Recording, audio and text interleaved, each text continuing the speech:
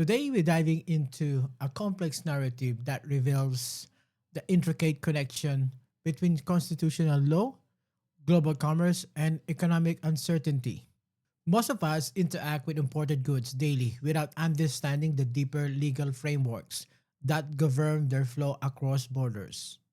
Imagine a story that connects seemingly unrelated global forces, World War I, emergency legislation, modern supply change, and a small business survival. Picture a small business owner who suddenly owes 600,000 for a good sitting in the customs, unsure if those charges are even legal. Our guest today is Dr. Susan Stone from University of South Australia, brings unprecedented insights into how constitutional principles collide with emergency trade policy. The numbers tell a fascinating story.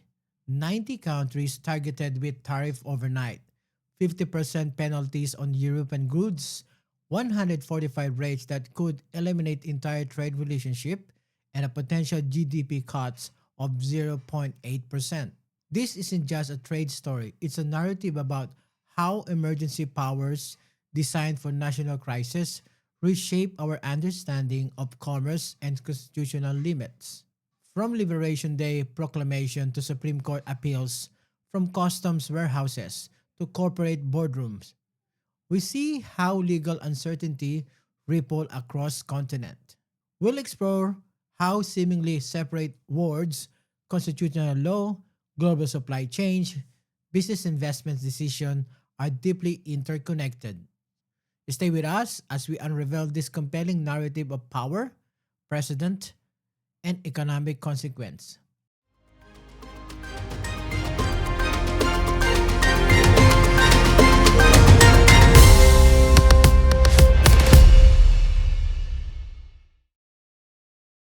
Dr. Susan Stone, the Credit Union SA Chair of Economics, University of South Australia. Please welcome to the show, Dr. Susan. Thank you. Lovely to be here. Welcome back again. So we have plenty, a lot of happening right now on either in the US and also in Australia. Let's start with the big picture here. When President US President Donald Trump evoked emergency powers to slap tariffs on 90 countries, calling it Liberation Day, what was the economic logic behind using national emergency framework for what's essential a trade dispute? The International Emergencies Economic Powers Act, which is the one he used, and they call it IEPA for short, is actually used for national emergency situations to put some kind of economic constraints on other countries. So in the past, it's been used mainly to apply sanctions. So the Russian sanctions or sanctions on certain terrorist groups to stop financial dealings. So there's been financial moves as well as economic sanctions under this act. Trump declared that the fentanyl crisis, the fentanyl drugs that are rampant in the US, he has declared that a national emergency. So he's accused China, Mexico, and Canada of not doing enough to stop these drugs. So he said, we won't put sanctions, we're going to put tariffs on them for this. In the other cases of the other countries, he cited the trade deficit, the deficit in goods that the US has, even though he did apply it to all countries. He's cited that this trade deficit is a national emergency, and therefore he has to completely restructure the trade system in order to get rid of the trade deficit. And so that was the justification for the Liberation Day tariffs, as he called them. This number aren't small potatoes we're talking about. 10% tariff on most country, 50% on EU, and then now, just overnight, you want to double up 50% on steel tariff as well. Can you walk us Yeah. through what those percentage actually means in real dollars flowing through the global economy? Oh, well, it would be, and he also had tariffs on Chinese goods up to 145% at one stage, which would pretty much eliminate trade between China and the US. The 50% tariffs, the EU is the number two trade partner of the US. It's actually, in some goods, it's number one. It's big on pharmaceuticals. It's big on a lot of services, which haven't really come into the conversation, but they probably will. So it would do a great deal of damage. There's been all kinds of estimations about what it will do to the U.S. economy, cutting off up to 0.8% of GDP in some estimates. So these are substantial effects.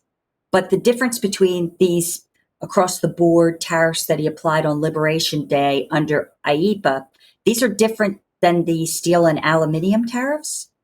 Steel and aluminium tariffs, as well as tariffs that were put on earlier on washing machines and solar panels, as well as many of the original tariffs on China were put in place under a different process than IEEPA. And those tariffs are seen to be legal because the IEEPA tariffs were rejected because the statute never says anything about tariffs. It says sanctions, it says other economic things, but it doesn't say tariffs. And tariffs are supposed to be they are the purview of Congress.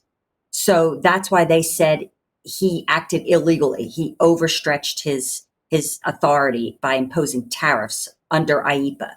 But the other tariffs, the steel and aluminium tariffs that he's recently, there's 25% now. He says he wants to raise it to 50. Those are under a different process. That's a couple of different legislative processes that have gone through legally, and there's no real legal challenge to those tariffs per se. So they will remain in place. Mhm. So here's what's fascinating me. So the court said Congress, not the president, has the right to regulate commerce. How does this That's right. constitutional principle actually play out in modern trade policy, and why does it matter economically? Yeah, well, it is a big deal because this has been part of the U.S. the founding constitution or the founding ideas. Because when one of the reasons the U.S. broke away from Britain back in the colonies days was because they felt that they were being taxed, no taxation without representation. No, they didn't feel like they had a say in their economic destiny and making decisions that affected their everyday life. So they imposed in the makeup of the three branches of government, they said economic and commerce were part of the Congresses, the elected body of Congress, and they did that. Now the president can initiate different types of actions, like under the White House and under the United States Trade Representative, they negotiate trade agreements with other countries or groups of countries. But the final approval of those trade agreements has to be Congress. And any new tariffs or anything have to be applied by Congress. Now, the other section, they're called Section 201, Section 323, and Section 301. And these are the tariffs that Trump recently has added to or put in place. They're part of a process where in the first instance, the White House can instruct. I don't want to get too technical, but the White House instructs the U.S. International Trade Commission to investigate if they think there's an issue of things called safeguard protection. So they think there's been harm to a specific industry. And the White House will request the USITC to investigate that. The USITC does an investigation and they come out with a finding. If their finding is that a particular industry has been hurt by imports, they can put tariffs in place. And these tariffs are supposed to be temporary, and they're supposed to be just until the industries can sort themselves out. And Congress approves this process. So this process is already in place. solar panels tariffs, washing machine tariffs, they've been put in place under this Section 201. Section 301 are for what the administration would deem unfair trade practices. And this comes through the Commerce Department, and they will investigate whether they think there are things like IP theft, technology transfer, subsidies, things that are more across the board practices by other countries. If they think these are unfair, they have the ability to slap a tariff. Most of the tariffs that were on China before Liberation Day were done under Section 301 because they consider that the Chinese government or the Chinese economy uses subsidies unfairly. They do technology, they do IP theft and other things. So these tariffs were put in place under that. And that's an established process, and that also has approval by Congress. The Section 232 tariffs are when the economy feels that there is these are by USTR, U.S. Trade Representative's Office, and they say whether there is a national security issue. So there is some issue with a product mostly that affects national security. So that's where the steel and aluminum come from, because these are used in defense. The current investigation into semiconductors is under that national security statute. And so these are also separate processes, but they take time, and they have to have an investigation that has a finding, and then there's a tariff that has to be negotiated. So Trump, the White House I think, didn't want to wait for these processes. IEEPA, because it's deemed to be a national emergency, they can just put these in place like straight away. They don't have to go through this process. But, as you pointed out, the courts the original ruling was that tariffs are not a part of that act, and therefore it's illegal. The Trump administration is appealing that, saying tariffs should be able to be used, and that process needs to play itself out. Let's go back to the International Emergency Economic Powers Act. Was Mhm. designed for freezing terrorist asset and sanctioning Russia. What happens to economic precedent when emergency power gets stretched into a routine trade policy? Yeah, that's I think what people are concerned about. I mean, actually, this IEPA Act evolved from a Wars Powers Act that was put in place during World War One, when the U.S. administration wanted to control investments of the combatants in Germany and from World War One, and it's since evolved. And so, in more modern times, it has now been applied to the sanctions against Russia, for example, and as you pointed out, the terrorist groups and things like that. But it's been around a long time, and it really is supposed to be for an emergency, for things that are considered to be a grave threat to the U.S. And the issue with applying it, as you say, in everyday trade matters, is that the U.S. has had a trade deficit in goods, because that's all we're talking about is just that one basically line item for almost 50 years. So the lawyers were arguing that this isn't exactly an emergency. This has been happening a long time, and the deficit in goods is only one part of a very complex economic relationship, right? Because there's also the trade and services, and there's the capital account, where we have, investment money flowing into the United States. And of course, the US has a huge surplus in the capital account, which balances the deficit in the current account. So it's a very complex situation. And to just pick one line and try to create a false, I don't want to say false narrative, but a false identity as to what's causing the deficit based on that one line really is incorrect, and it's not going to solve anything.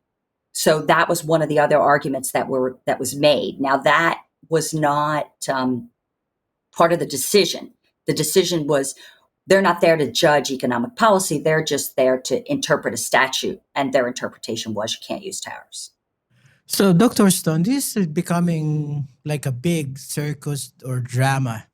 When tariffs get imposed, then blocked, then reinstate within a days, how do importers and exporters actually make business decisions? Well, and this is exactly the big problem is that they aren't.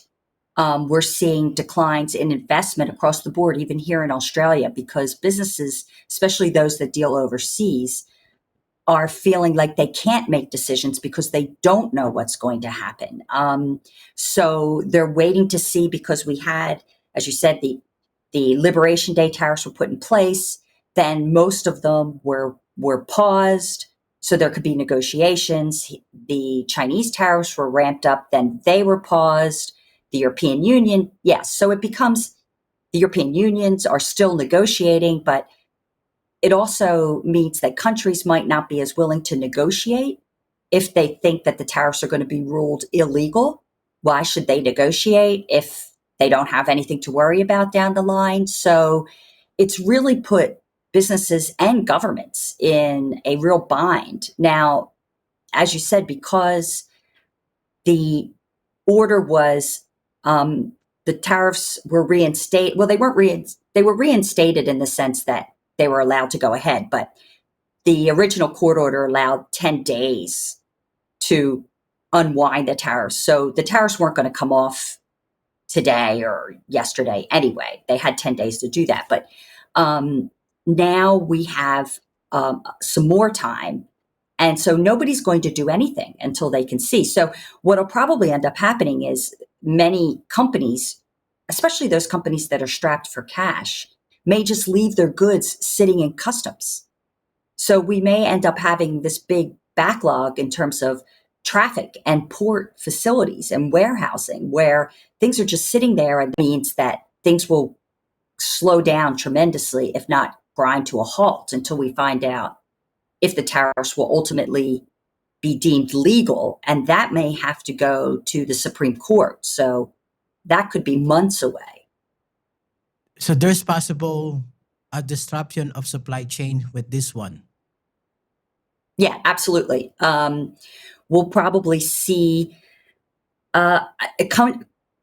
countries and businesses have already started to re-examine their supply chains and trying to see ways that they can just maybe circumvent the U.S., like just either not deal with the U.S. or minimize the amount of goods that are crossing the U.S. border. Because for some supply chains, goods may cross the U.S. border 3-4 times before it's a final good at different stages of production.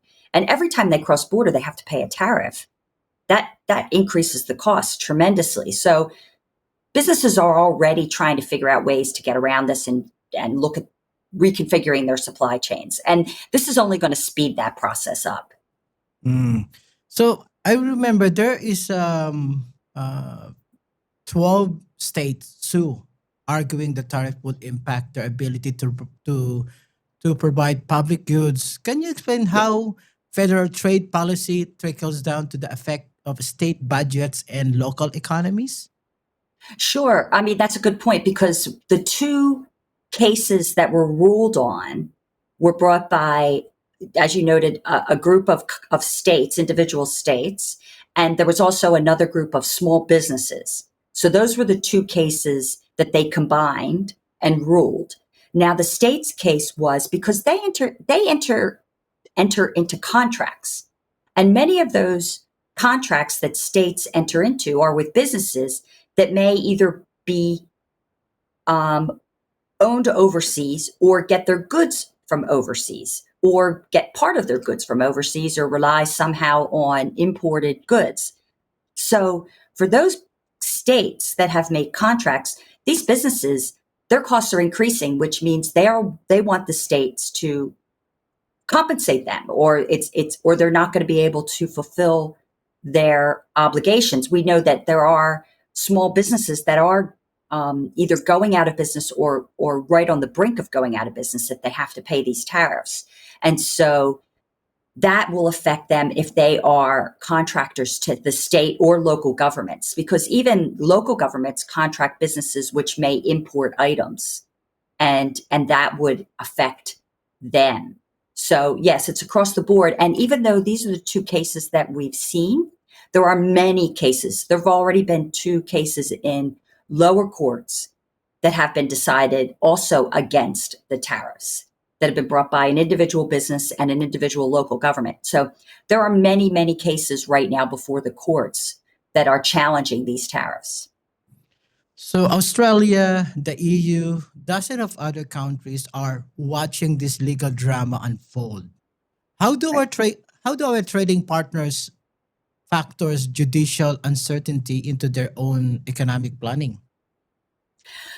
Well, I mean, it is a risk of having a statute or regulation change or go against your planned business prospects is part and parcel of doing businesses. So businesses always will have some um, planning or emergency planning for these kinds of things. But this level of uncertainty and this level of volatility is really unprecedented.